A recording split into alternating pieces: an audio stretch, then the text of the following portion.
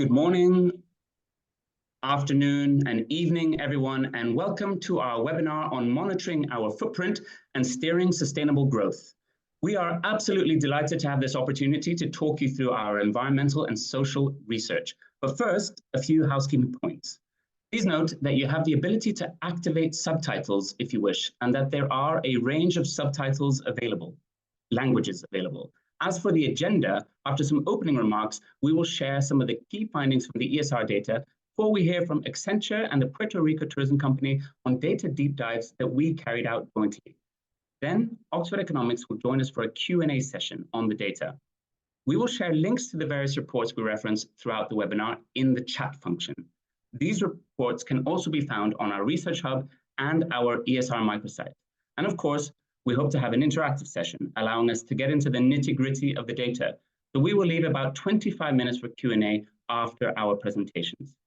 Some particularly motivated attendees have pre-submitted questions, but you have the opportunity to ask questions too via the Q&A function throughout the webinar.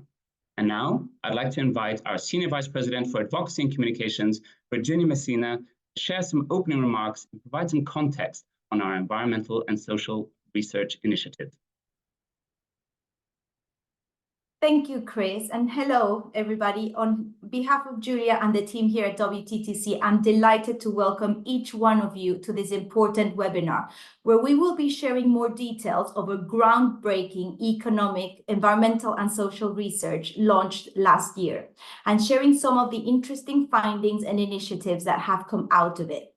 So let me give you some background. In 2019, the WTTC members gave us a strong mandate to become leaders in sustainability and make sure we brought everyone along, big and smaller players, on this journey. We looked at where the gaps were, and the answer was very clear. Data about the footprint of our sector was lacking.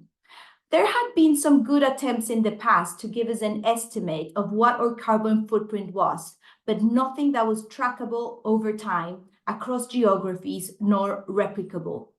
And we are delighted to have created this model, which we're convinced is a great contribution and gives the sector our ability to measure its impact on the environment, our people, and our resources. It also allows us to identify actions that are leading to positive change. First, I would like to acknowledge our partners who have helped this information possible. Thank you to our sponsor, the Ministry of Tourism of Saudi Arabia, and thank you to the leading researchers at Oxford Economics who are joining us today and have been supporting our research for many years and have now expanded into this environmental and social model. I also like to thank you, Accenture and Puerto Rico Tourism Company, who are proud WTTC members and partners, and we're all looking forward to hearing from today. So, the data. We wanted to develop a robust framework that paints a holistic picture of our sector's impact. Our model breaks down to travel and tourism's footprint across a wide range of indicators across 185 countries and various income groups. It is also broken down by subsectors as well as direct and indirect impacts. The ESR, as we call it, even tracks across 15 UN sustainable goals. It evaluates various environmental indicators such as greenhouse gas emissions, energy use and source, water use, air pollutant emissions, material extraction. And the social indicators cover age, wage, gender for tourism-supported jobs, and even shows how that compares to the wider economy. Our direct impact and supply chain impacts are tracked both within national borders and those that are embedded in our international supply chains. So as you can see, it's a very robust model. My colleagues today will be talking about this in detail, but first, let me give you one great data point. During the 2010s, while our sector's growth averaged 4.3% a year, our carbon emissions only grew by around 2.5%. This is a vital point because it means that we're decoupling our growth from our emissions. The ESR also highlights that while progress is being made, we have a long way to go. We wanted our data to be rooted in tourism satellite accounting methodology so that it's perfectly aligned with their economic impact reporting, and so we speak the same language to governments, financial institutions, and others. So in short, our data will tell you what our sector's footprint is for every dollar that the sector generates in the economy. Since its launch in 2022, there have been several reports published that we will be talking about today. Our ESR is available to you through our new interactive microsites, which seamlessly integrates data and essential indicators on travel and tourism at the global, regional, and national scale. And it empowers you to delve into this data through a diverse array of metrics. I invite you to follow the link and engage with all this information. You can access all of our reports on our research hub and use the QR codes on the screen following the links on our website. I'm thrilled to showcase this unique methodology and the data in webinars like this and through our various reports. So without further ado, welcome again, and I will now hand it over to our fantastic team, Nate Hughes, our Head of Research, and Chris Simpson, our Sustainability Director. Thank you. Chris, over to you. Thanks, Virginia. So the headline figure of our data is obviously travel and tourism's contribution to global greenhouse gas emissions.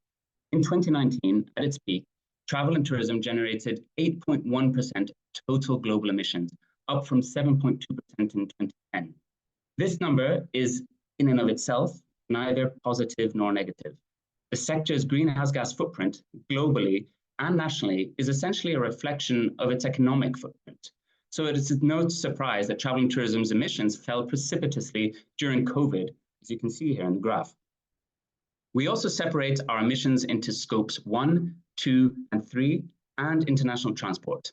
Now, roughly speaking, scope 1 are emissions from tourism operations that directly serve tourists.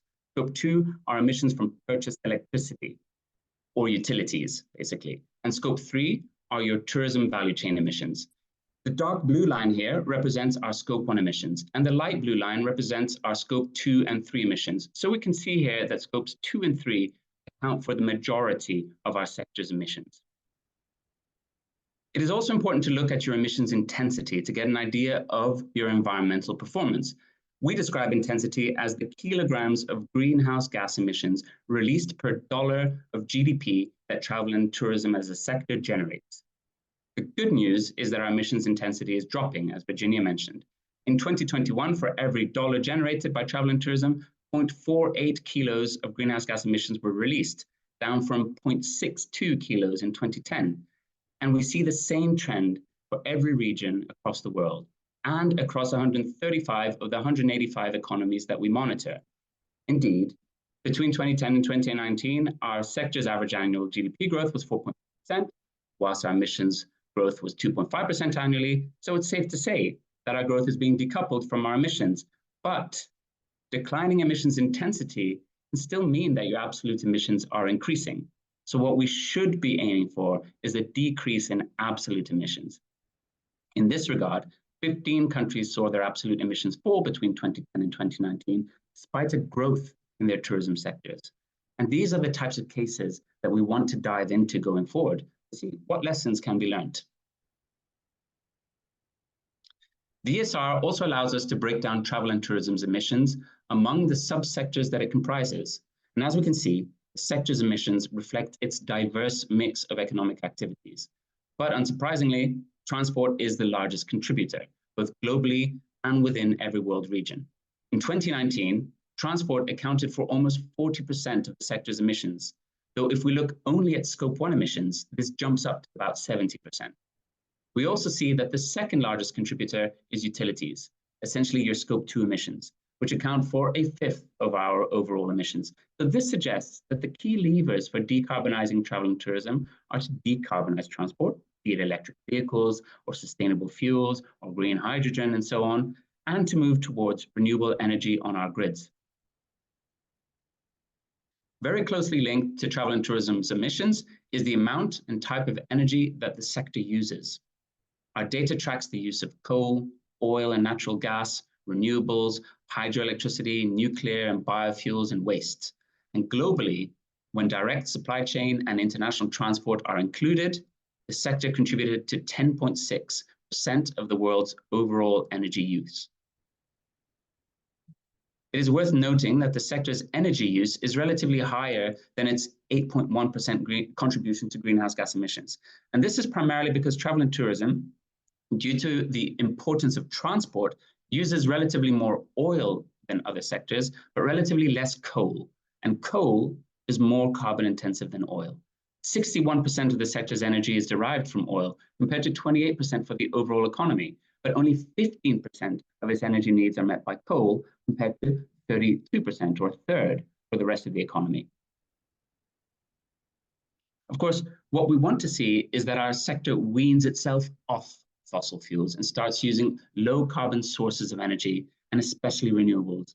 From 2010 until 2021, we've seen a slight increase in the use of low carbon energy from 5.1% to 6.4%, but this is certainly not fast enough. And here there are perhaps lessons to be drawn from countries that have performed well. For example, our analysis shows that the fastest increase in this period by a stretch was Kenya, whose low carbon use grew by 12%, owing to substantial growth in its renewable electricity capacity. Almost 90% of its electricity generation now comes from renewables. Redirecting our gaze to travel and tourism's freshwater footprint, we can see that in 2019, the sector contributed to 5.8% of total freshwater use. This is relatively lower than its greenhouse gas and energy footprints, primarily because agriculture consumes most of the world's freshwater. Indeed, in 2021, 81% of travel and tourism's water use was in its supply chain. And of this 81%, another 81%, coincidentally, was driven by food and agriculture. And this suggests that efforts to reduce the sector's water footprint may wish to give particular focus to its supply chain and how it sources its food. Encouragingly, though, water intensity fell by almost 20% between 2010 and 2019. And in fact, Europe and Africa have seen absolute water use decrease despite absolute travel and tourism growth. But of course, freshwater use in and of itself doesn't mean much without some context. For example, using lots of water in Scotland may not be as problematic as using lots of water in, say, Egypt. So we use World Resources Institute data to categorize each country by their degree of baseline water stress, which refers to the total water withdrawals as a percentage of available renewable water supplies. And globally, it turns out that 44% of our sector's freshwater withdrawals come from highly water-stressed areas. And obviously, this data becomes much more meaningful at the national level. But given time constraints, we'll leave that to you to explore. We'll also leave it to you to explore our other environmental data sets, which include a variety of pollutants, as well as material extraction ranging from biomass to fossil fuels, from metallic ores to non-metallic minerals, if that's your thing. But for now, I will hand over to my colleague Nate to talk you through some key social findings. Great, thank you so much, Chris. And as Chris mentioned, in addition to environmental impact, we also look at social impact of travel and tourism globally. Our sector provides employment opportunities at all different skill set levels for people from all different segments of society. In our research, we are looking at the structure of employment, breaking it down by age, gender, and wage profiles. All our social indicators are aligned with sustainable development goals, such as reducing inequalities and promoting full and productive employment and decent work for all. Now, firstly, looking at youth employment in travel and tourism. The quality of job opportunities for young people is a strong indicator of a country's future prosperity and social progress, particularly in those countries with high youth unemployment rates. And across all social indicators, including youth, we are segmenting employment by direct, indirect, and induced impact, which together form the total impact of travel, which you can see in the chart on the left-hand side. When looking at historic growth rates in total youth employment in the sector, we witnessed strong growth from around 31 million in 2010 to nearly 14 million in 2019. However, youth employment was disproportionately impacted during the pandemic. This is due to the fact that hospitality, which was one of the segments most impacted, is the leading employer within the travel and tourism sector for youth at almost 60% in 2019. Youth employment in travel and tourism grew rapidly in the last decade across a wide range of regions and countries. The fastest growth occurred in Asia-Pacific region at nearly 37% in a decade to 2019, outpacing other regions, which were all closer to 20%, whilst also exceeding the growth rate for all travel and tourism jobs in the region. This reflects the importance and growth of tourism in Asia-Pacific, as well as its younger overall workforce. Now, when looking at the G20 group of economies, India was the fastest growing country for youth employment in the sector, followed by South Korea. One of the interesting aspects of our social research is that we can compare youth employment share in the travel and tourism sector with the overall economy shares.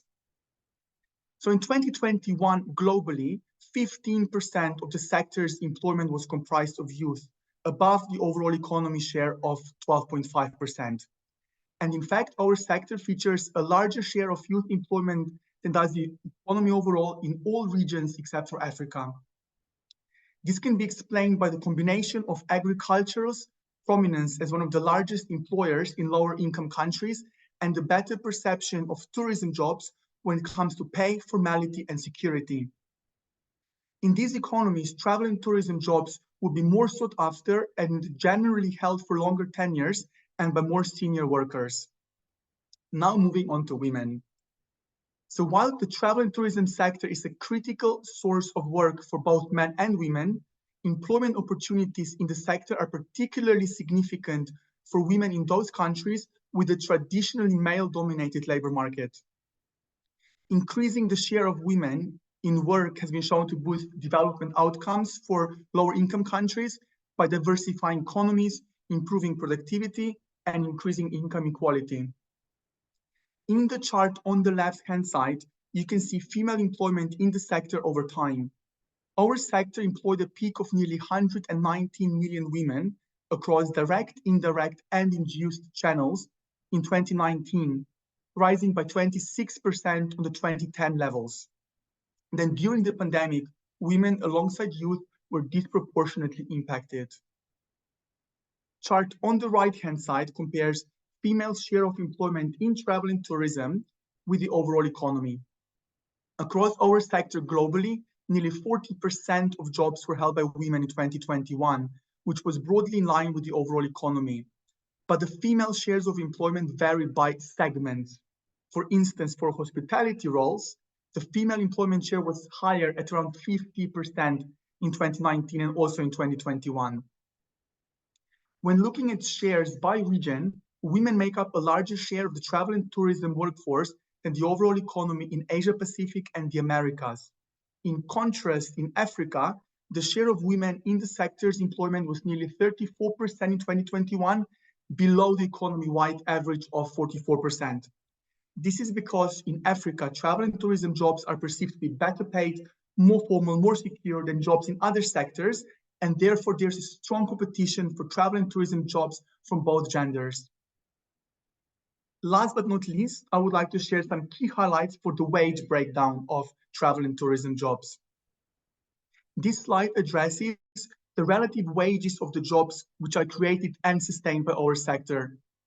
Breaking down sectoral employment by income is challenging due to limited comparable international wage data. But for the purposes of our research, we have defined high wage sectors as those in which average wages are roughly in the top third of earnings in a given country. This measure allows us for comparison between international earnings, which in turn helps identify the jobs and industries which might be considered desirable within a given economy. Now, the good news is that the proportion of direct travel and tourism jobs that are high wage rose globally from around 30% in 2010 to 34% in 2021, which was also above the overall economy share of 30%. When looking at different regions, in 2021, nearly 39% of all travel and tourism jobs in Asia Pacific were high wage, which was a higher share than for any other region. By contrast, just 15% of sectors' employment in Europe was in high wage sectors in 2021, way below the overall economy share of 33%. This is due to sectors other than travel and tourism tending to be more developed and offering a greater share of high wage jobs. Before I wrap up, I just want to highlight, now we have the data, but it's up to us to act on it and enact meaningful changes for the sustainable future of our sector. Thank you.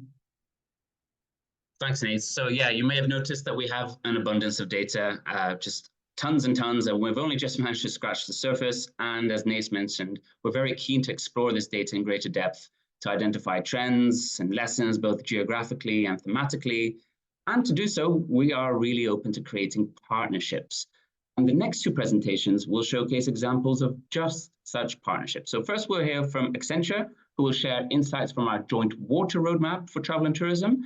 And then we will welcome Puerto Rico to share with us the findings of our joint deep dive into the environmental and social performance of their tourism sector.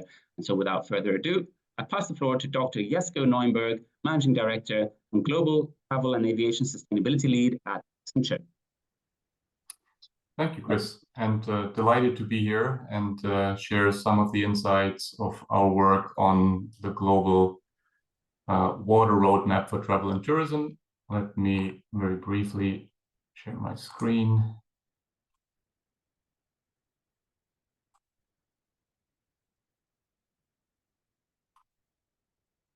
So this was an initiative that we did over the past year between WTTC and Accenture, based on the data that was also developed jointly with Oxford Economics that you've heard about.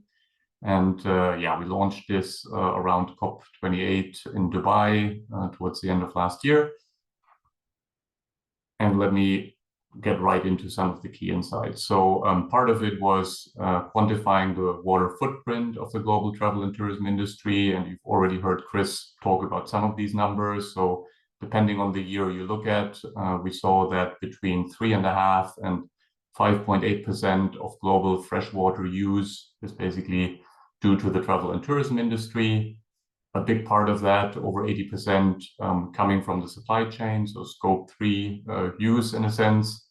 And again, a big part of the total usage is food and agriculture. So it's actually more about what you're eating while you're staying at a hotel, the meal you're getting while you're on a flight, or the meal you're having when on a cruise, than the shower you're taking or the toilet that you're flushing.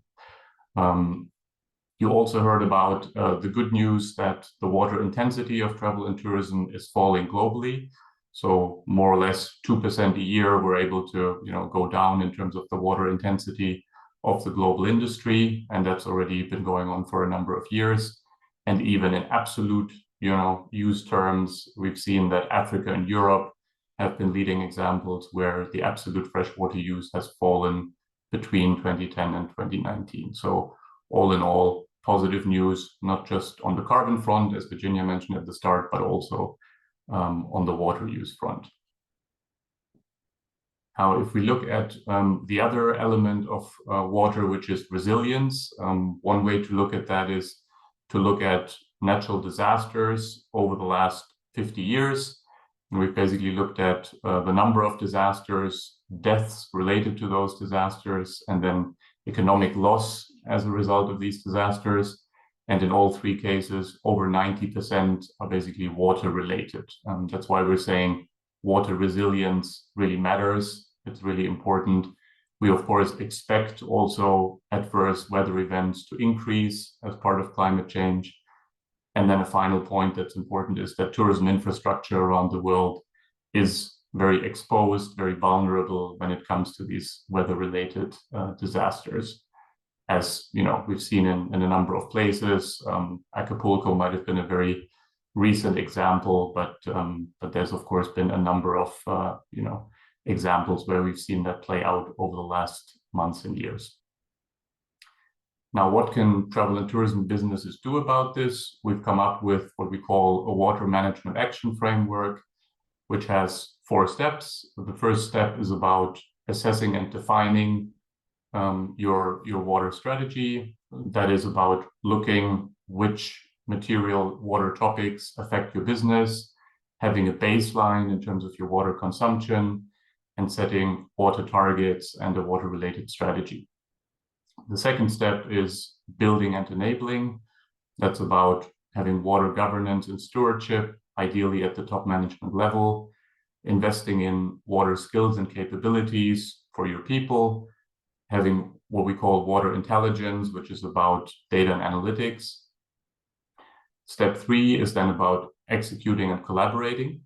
That starts with developing a water-conscious organization, so having awareness about water-related topics, working on a water-efficient and resilient supply chain, and finally, taking collective action on water, which has the 2 dimensions of driving down consumption and increasing resilience to some of these adverse effects that I've spoken about.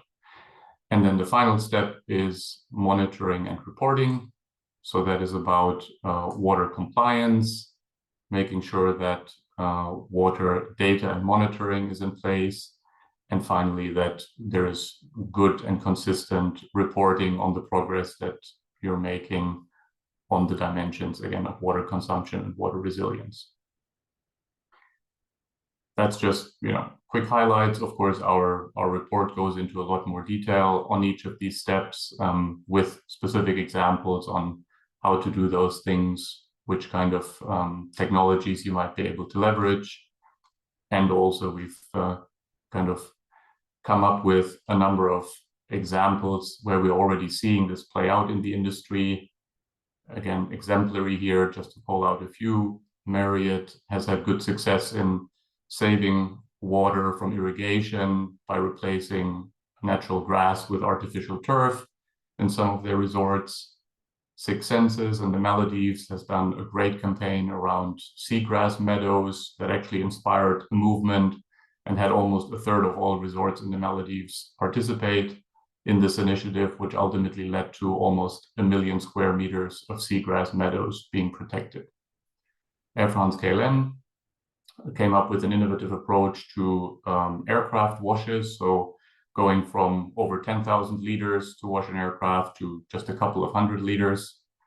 Norwegian Cruise Line, through some of the technology that they've installed on their ships, is able to produce 90% of their freshwater use on board. And finally, the city of Valencia was one of the first, if not the first, to measure the water footprint from tourism, and has also leveraged this data to advance opportunities for sustainable water management. In all of this, we believe strongly that technology has a key role to play when it comes to water conservation, whether that's through AI use cases, whether that's through the use of smart sensors and IoT, or things like satellite-based Earth observation technology, which can help with predicting flooding. There's of course a lot more examples. And again, I would refer to our report, which I encourage everyone to take a look at and take out the pieces that you find most valuable. With that, Chris, I'll hand it back over to you again. So, and it was a real pleasure, as always, to work with you on this research, which we're very proud of. It's a very practical piece of work and also extremely timely. And I will now hand the floor to Alexandra Ruiz, Chief Marketing Officer at the Puerto Rico Tourism Company, to cover our joint deep dive research in Puerto Rico. Hello, everyone. I hope you can hear me loud and clear, and good morning and good afternoon, wherever you may be.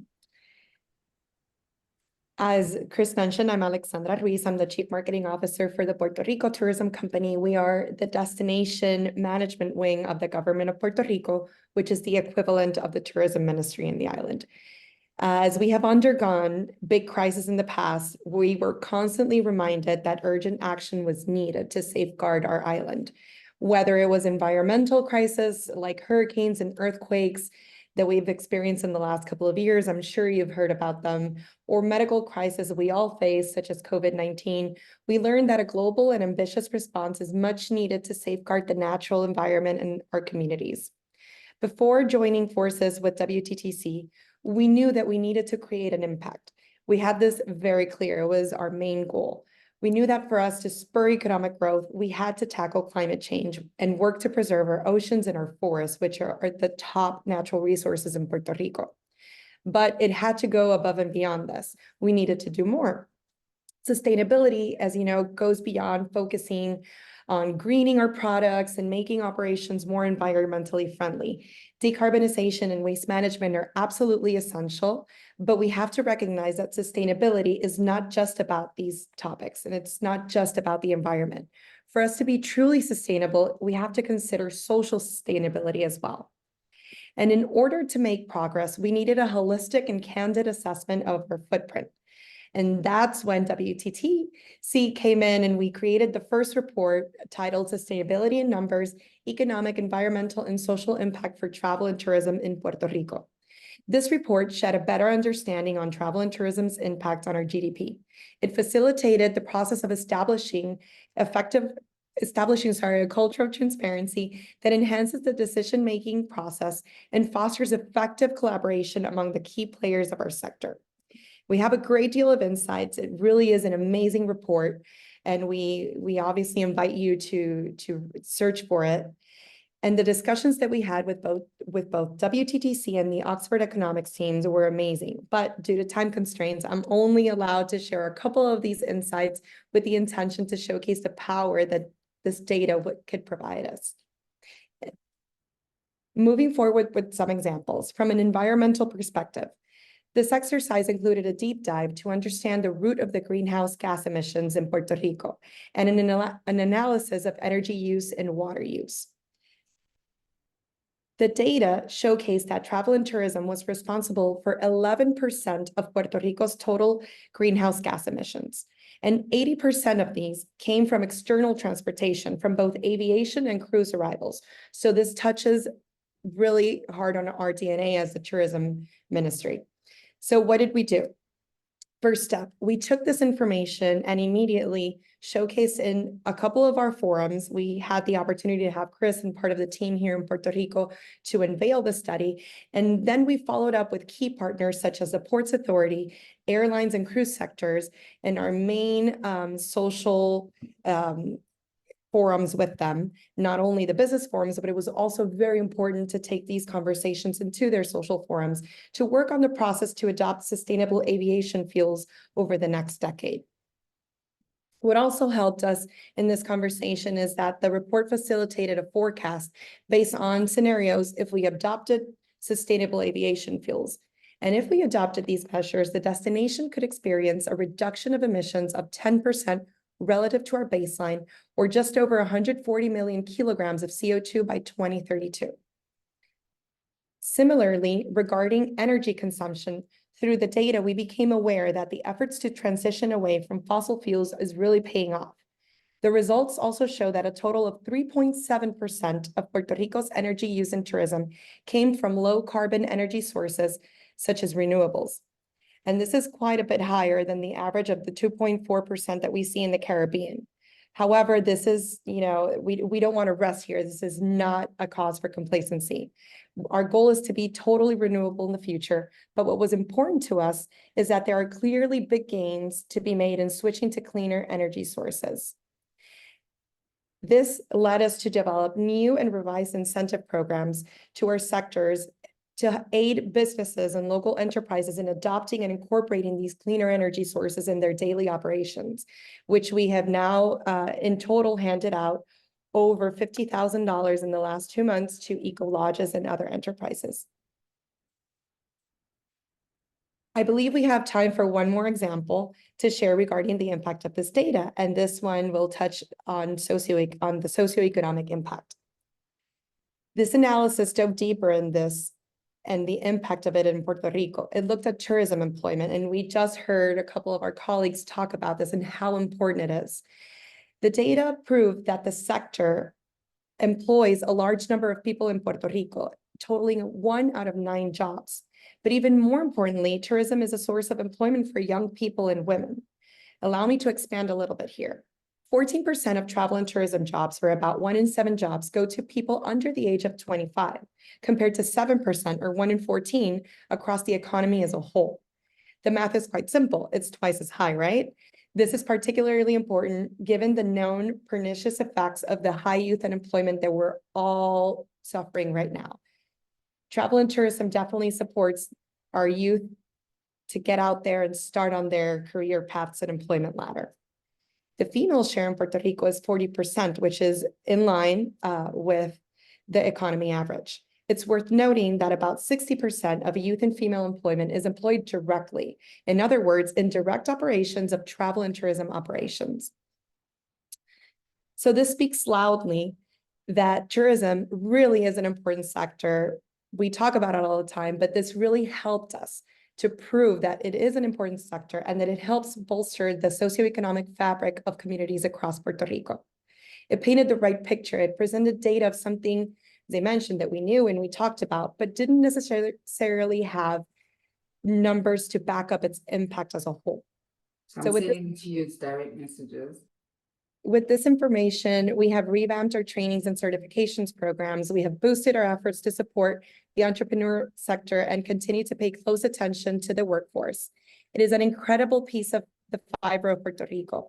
And this has also helped us in our strategies and operations, such as our marquee program to really develop and elevate the quality of service across all our hospitality sector called Puerto Rico Sí, Calidad de Servicios 100 por 35, and also our new Business Accelerator program, which we will be unveiling in a couple of months.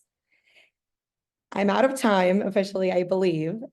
This is punishment, just 7 minutes for me to talk, but this is Chris' fault. But I really want to close out and say that this analysis, the report, and the help that we received with WTTC on developing this really has provided for us to have solid and powerful discussions around it.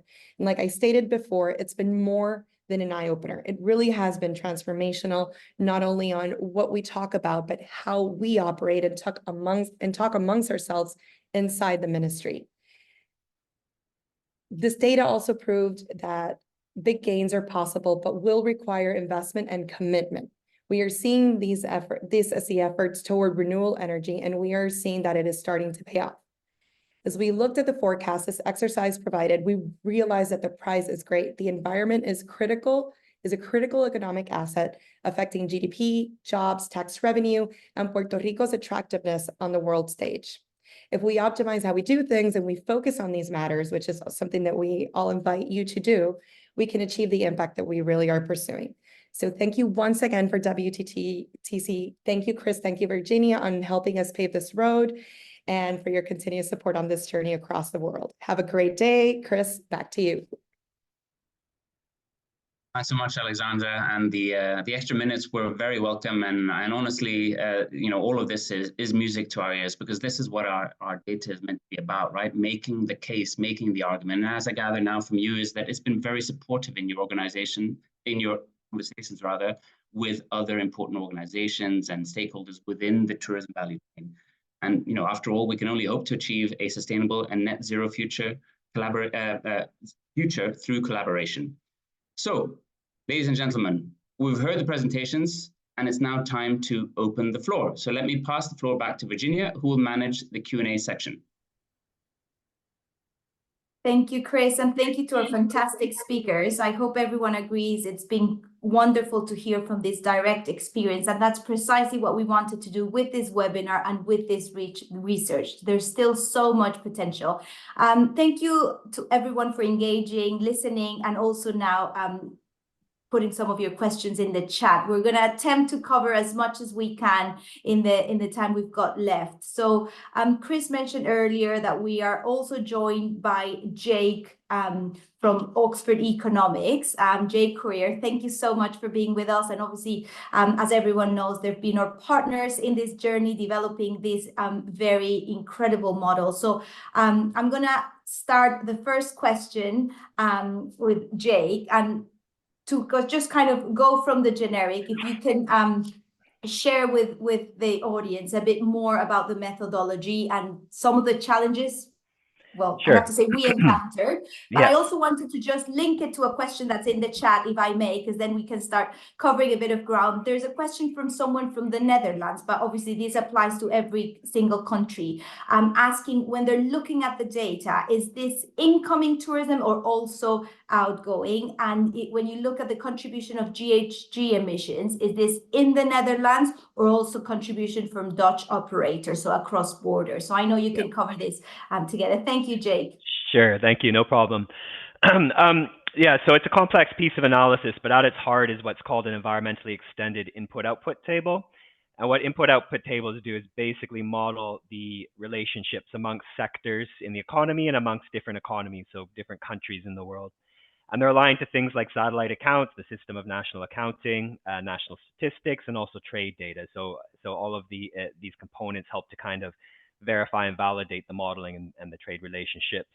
And what that does is allow you to model the whole supply chains that feeds into economic activity. So when you look at an individual sector, like the travel and tourism sector, they're interacting with other sectors that help to support them, but so on down the supply chain or up the supply chain to 10, 15 tiers. And that does eventually start to, well, it's a global supply chain, so it touches on all countries in the world, or most countries in the world, and most sectors as well. And so we're looking at modeling those types of interactions from an economic perspective. And then on top of that, once we've got that kind of mapped out, we look to apply, well, the environmentally extended part of the model, which is looking to apply basically intensities. So looking at, for every unit of economic output from a given sector, from a given country that travel and tourism relies on, how much carbon is produced, is emitted to produce that unit of economic output, or how much water, how much other types of pollutants and land use. And what you can do then is aggregate that all back up and start looking at the impact globally, but also then for individual countries and individual sectors within it, travel and tourism. There's a bit more to it, some different approaches when we're looking at things like transportation, international travel, where we're looking at passenger numbers and things like that. Some certain metrics get treated a bit differently, like job creation and others, but in general, the starting point is this understanding of trade relationships between sectors and economies and applying environmental variables onto it. It is quite a complex piece of analysis because it is a global model. So lots of input-output models will look at a more limited set of countries or sectors, or maybe just one country. We're modeling the whole 185 countries that are within the study, and looking at all of the interactions amongst all of the sectors within them. So sort of several thousand pairs there to be modeling, and doing that across a couple dozen of variables as well. So it gets to be a very vast data set. And we're looking to keep all of those metrics up to date. So that involves being up to date with all current published data, as well as applying our own internally modeled projections on things like tourism numbers. So yeah, managing that process in itself is quite challenging. I guess the big thing in terms of challenges recently, though, has to be, as it is with most things, the pandemic-related effects. So there's kind of two issues there. One is that it's kind of hampered our data collection processes, which means there's a bit of delay in lots of data, and you have to kind of go back and do updates, and that's just kind of the nature of things right now. So there's always a bit of a lag when you're doing this type of work, especially because you're relying on the publication of national accounts and updated data sets. But that's all been kind of made more challenging by the pandemic. But I think an even more fundamental issue is actually on the interpretation side, where you start to get some funny looking results in some cases. So you really got to dig into it and understand what's driving them. You saw obviously a big drop off as would be expected, followed by a recovery. But underneath that, there's all sorts of nuance and weird little things going on as the economy kind of got knocked off course and then is rebalancing.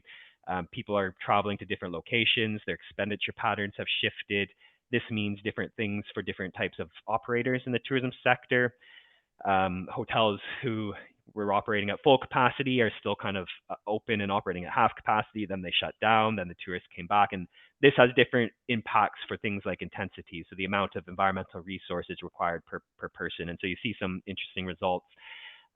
Whereas what we're actually seeing is improvements in performance overall that's sometimes hidden by these aggregated trends that might look like certain areas are performing less well or elsewise. It's largely a demand-focused model. So when we're looking at a country, we're looking at basically the demand created by the tourism sector in that country. So it's more about the inbound tourists. We do look as just the way the data is cut as well. So there is outbound tourists. We potentially can model and look at that, but the current model is set up to be more about what's happening. It's kind of the domestic impact. So whether that's in the Netherlands or anywhere else, but of course, then the outbound tourists from the Netherlands would be picked up in other parts of the account. So at a global level, it's all in there. But there are different ways you could potentially cut up the data for different uses. Thank you, Jake. Thank you for that very comprehensive explanation. I think Chris wants to chip in, so please do, Chris. No, I mean, I think that was, very comprehensive, as you said, but I just think I'd just add to that because it is demand-based, right, we also capture the emissions that are embedded in supply chains across borders. You can cut that up any way you like. If you wish to stop your profile at your borders, you can, but we allow you to also look at those embedded emissions and impacts. Yeah, thank you. Thank you both. And well, another question for both, I think, Oxford Economics and our team here at WTTC. How are we envisioning to take this further beyond the data? There's so much potential. So maybe some ideas from Jake and then the team can chip in as well. Yeah, I mean, I can start. I think we kind of left off at one of those areas, which is looking at individual countries in a bit more detail. Impact of different sectors that support the tourism sector within that country, regional analysis perhaps, and really just digging into the data. I mean, there's a vast amount. We're only able to kind of present, a certain cut of it, and there's a lot more that you could potentially do with it when you're looking at individual countries, individual challenges. As Chris said, while we are talking about the tourism demand within a country, rightly, it's a supply chain that stretches globally. So you can also say things like, what impact does tourism in the Netherlands have in Australia or in Africa via the supply chain? So that can be interesting as well. A couple other things. I'm sure Chris or Nick will want to jump in, but a couple other things that we're quite interested in is, well, one is the application of forecasting and scenarios. So actually taking a forward look and how are these impacts going to change over time as the tourism sector shifts and expands or potentially contracts in some areas. And so we do work around economic forecasting, but actually starting to incorporate that. And having those scenarios for comparisons are actually a great tool for starting to look at strategy and management. So if you did some series of activities A, B, and C, or if there's policies A, B, and C, what are the implications when you take a forward look or for some number of years? Does that help you achieve your decarbonization? Does it, shift other things in the economy that you might not expect? And I guess also related to that, what we're seeing here is the impact side of things, but there's another flip side, double materiality for people who know the terminology, where you're also looking at the dependency. So what does the tourism sector actually depend on? And when you're talking about the economic impact of the tourism sector in terms of economic stimulation, job creation, that's ultimately also dependent on the inputs. And an interesting area, as mentioned in the Puerto Rico study, is the dependence of the tourism sector on environmental assets or on nature and the quality of nature. Much tourism globally, a very large percentage, is ultimately kind of dependent on the environment. And if you start look at how the environment and the natural beauty and places for recreation are being managed and whether they're being kind of maintained or restored or whether they're being allowed to degrade over time, that has different implications for how well the tourism sector is being supported and all the jobs and economic and social impact that goes along with it. So I think these areas are very, very ripe for exploration, and having this basis of modeling and impact data is a great starting point for doing that kind of those next steps. Thank you, Jake. Nate, I think you want to maybe just like to chip in very briefly. So now we have the data, as we know, and we will continue to update it regularly going forward, but we need to act on this data. And we can do so by bringing it to life, sharing best practices. For instance, what have countries like Slovenia, Germany, Finland done over the last decade to reduce absolute emissions whilst expanding their travel and tourism economies? We would love to highlight those examples. In addition to what Jake already said about forecasting and scenarios, and our work with Puerto Rico is a great example of that. We would love to work with other destinations to create those scenarios with an aim to drive policy decisions. And we would also like to continue working with other companies to examine different environmental and social impacts in more depth and to come up with recommendations for businesses. So work, for example, we did with Accenture was a great example of that. So I'll pause here. Exactly. And I am now going to hand it over to Jesko, actually, just to give us a more practical example, because I know the water roadmap was very, very detailed and we've limited your time today. But if you can just briefly share with the audience some measures that can be implemented to reduce our global water footprint. Yeah, absolutely. And I mean, I would start by saying that what we've seen is that there are so many good examples already out there, right? That oftentimes it's actually more about consistently applying them and scaling them up than about, you know, finding new things. But again, just to give some examples, I mean, low flow shower heads, of course, you know, cut down on water consumption, you know, in the shower. Hotels have had towel reuse programs for years and years, right? Labeling kind of the toilet buttons, right? So left button 6 liters, right button 3 liters, right? Very, very simple things like that, you know, really make a difference. Having sensors in the outdoor areas for irrigation, right? Not irrigating when it rains, fairly straightforward. Plant species, kind of optimizing what kind of plant species you have depending on the climate that you're in. And then it comes to kind of the food-related things you can do, right? So we heard agriculture has such a big impact on the water footprint. So reducing food waste, probably one of the biggest levers you can have to, you know, to reducing the water footprint. And then ultimately thinking about menu options also that use ingredients that basically need less water. So less meat, less nuts, you know, more fruits and vegetables, right? If you want to very simply kind of put it. Again, just some examples here. I'm sure there is so many more. And it's really about, you know, picking the ones that are, you know, that most resonate with you and then really getting it done, right? I agree with Nesh's point, you know, having the data is step one, but then, you know, action is even more important. Thank you, Jesko, for those very practical measures that I think resonate with everyone. And now over to Puerto Rico, and I have to say we're so pleased to have done this work with Puerto Rico because it really brings the data into life, and very grateful, of course, with Alexandra and her great presentation. So if you can tell us a bit more about the strategies that you have implemented and how this is driving sustainable development in Puerto Rico. And there's also a question in the chat, so if you can specifically about consumption of energy, how are there any specific strategies about how to reduce our energy consumption in the sector? Of course. Thank you, Virginia. And once again, thank you for everyone involved in this study. It really, really was amazing to work with you all. Regarding the strategies and what we've been implementing post-report, as I mentioned, we've been talking and we've been liaising with different government agencies who we collaborate with in the travel and tourism sector. For example, the Ports Authority. And the Ports Authority in Puerto Rico is responsible not only for certain airports, including one of the main international airports in Puerto Rico, the San Juan International Airport, but they also are in charge of the San Juan Bay Cruise Ports, which is the main cruise ports in Puerto Rico.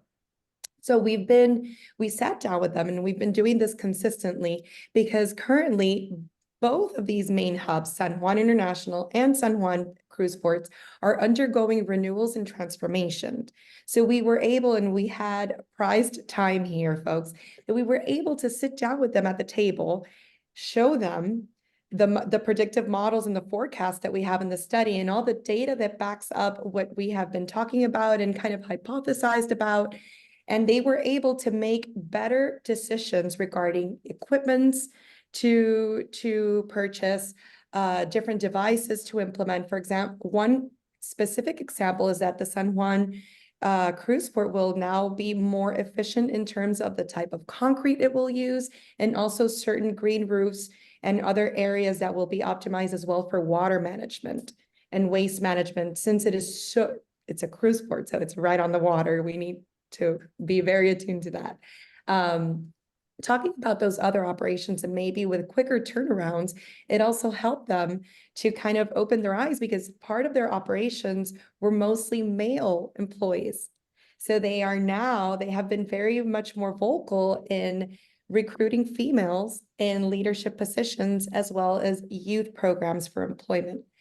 Another great example, and I talked a little bit about it, was new optimized incentive programs that we as the tourism ministry manage. We have different certification programs for enterprises of our tourism value chain. And this includes not only lodges, but also tour operators. It also includes principal attractions in Puerto Rico. And they are eligible to apply for these incentives that range from $5,000 up to $100,000 now. They are eligible to apply for these incentives, and the tourism company will visit them and certify that they are in fact implementing these new strategies towards cleaner energy and the socioeconomic portion as well. And if that all checks out, we give them that money. That money is just conditioned to having this adopted in their operations and their DNA. So it really is a great program. Our Eco Lodge program was something that we started about 2.5 years ago, and it now has 8 lodges completely certified, and we are now we have about 20 something in our desk for recertifications and approvals. So we are seeing that this program has continued to develop, as well as our agro-tourism program, which are incentives focused to different attractions that obviously the word says it, it's agriculture, it's agro, but that they are involved in not only sustainable practices in the whole of their operations, but also employing folks from the communities surrounding their establishments to give back and foster the economy of those local municipalities. A lot of these, I would say about 80% of these enterprises are off the grid in the mountains or other parts of Puerto Rico, not in the specific San Juan metro area. So that is something that we definitely are trying to foster, are trying to aid awareness as well for domestic tourism, and also the tourism we receive. So we have inbound and outbounds to support, to visit these attractions and these enterprises and do a little bit of tourism and do a little bit of good for our island. That sounds wonderful. Thank you, Alexandra. And I think that shares a very clear picture, and it's a great example of what perhaps others could be doing. And actually, that's exactly what the next question is. And we have a very few minutes left. So apologies, because I know there's quite a few questions in the chat, but the team will put an email address that we can follow up on afterwards. But Chris, I'm gonna give this one to you about develop, because I know it's very close to your heart as well. But how can countries, developing countries like Uganda, for example, what can they do to implement sustainable practices in accommodation facilities, for example? Okay, thanks for that question. And I'm going to take this little opportunity I have to just answer Alistair's question as well about what industry approaches and can we reach net zero. We do actually have a net zero roadmap, which we developed together with Accenture, where we plot a pathway to net zero. You're absolutely right. We need technological advancements, a shift away from coal and uptake in renewables, operational efficiencies, more electrification, and a huge surge in SAF. And I think that our net zero roadmap is quite honest in that we're not going to be able to reduce our emissions by half by 2030, but these large aviation organizations do have a net zero pathway, and so we do hope that with this upscaling of that technology that will support. But basically, we need a massive investment in new technologies, renewables, and collaboration. As Alexandra has been pointing out, the importance of speaking to various bodies and collaborating.